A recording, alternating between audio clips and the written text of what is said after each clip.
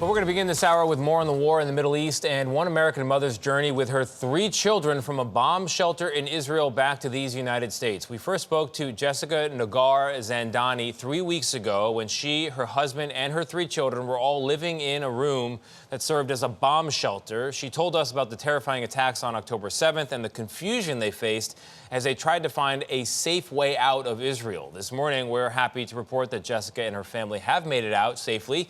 They're now in beautiful Santa Monica, California. Her husband, however, made the difficult decision to stay in Israel and serve with the IDF. Jessica Nagar Zindani joins us now. Jessica, so great to see you. We only had you by phone last time we spoke. I know. We spoke and then we kind of lost connection. So it's nice to finally have a clear-cut connection here. Yeah, it's great. And it was scary the last time we spoke as well. I know your daughter was carrying some princess scissors for safety, and everybody was trying to hold it together. Yeah. Being in a bomb shelter is not easy. How were you able to eventually get on a flight and make your way back to the U.S.? Oh, wow. It was, living there when you have rockets, it really comes down to seconds. We have 20 seconds. So it's really just getting in the car as fast as you can and basically just white knuckling it as fast as you can. And on Saturdays, there's no music being played most often on the radio. So you're just kind of sitting as silently as you possibly can. And with 3 kids in the car, it's almost impossible. And you're just waiting to hear which alarm is going off and when, because if you have to get out of the car, you have to get all 3 kids, find a place to pull over, and then hopefully find a ditch or, a guardrail that you can kind of hide and lie down on the floor with. So it was over an hour of just intense, dramatic driving. I mean, just as fast as you could possibly go. Yeah. Wow. And then so that's your journey from the shelter to Ben Gurion Airport, where you can get a flight out and you're heading to Athens. Mm-hmm. In my family's case, the flight flew at a very weird time. It was like 3 a.m., and then it took a very strange path out of Israel, not the normal trajectory. What happened in your case? No, they did not. So we were the first flight out. People had actually been waiting there all night from when they got the initial email. We had gotten there at about 8 in the morning, and it was just complete chaos. I mean, people had already done all the paperwork. They made them redo all the paperwork. We still haven't found out how much that flight, which normally costs around $59 a ticket, they were thinking that it might be $1,000 a ticket. I mean, it was insane. They didn't have most of the people on the registered papers. It was complete chaos and just discombobulation. It was really confusing.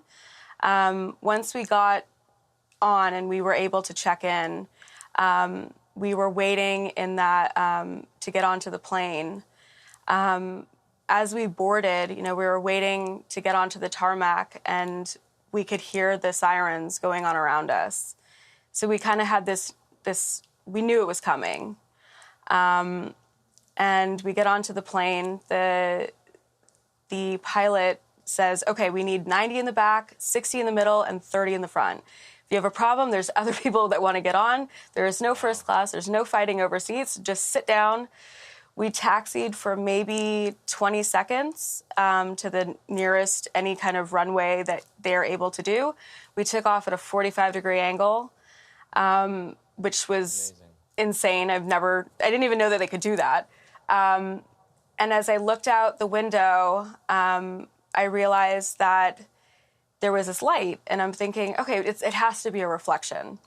It was not, because then there was 10 more, and then there was 20 more, and I realized, oh my God, they're firing at us. And the plane just banked. I mean, it was just almost horizontal completely, and I had the kids put their heads down, and we were just the whole back of the plane was just mothers like me, whose husbands had stayed back to fight, and we were just all bawling our eyes out, knowing that we were getting out. Others that we loved and our families, they were staying, but we were getting out for our children. And Jessica, even though we had to say goodbye. Oh, I was going to say, sorry, continue. Even though you had to say goodbye, and then if you could, we've got about 15 No, seconds left. we Do you had plan to say say hello goodbye, again? Will you go but- back? Yeah. I am definitely going to be going back. What I'm going to be going back to, I don't know. It's a country that has to heal. It's a country that wants peace and is striving for that.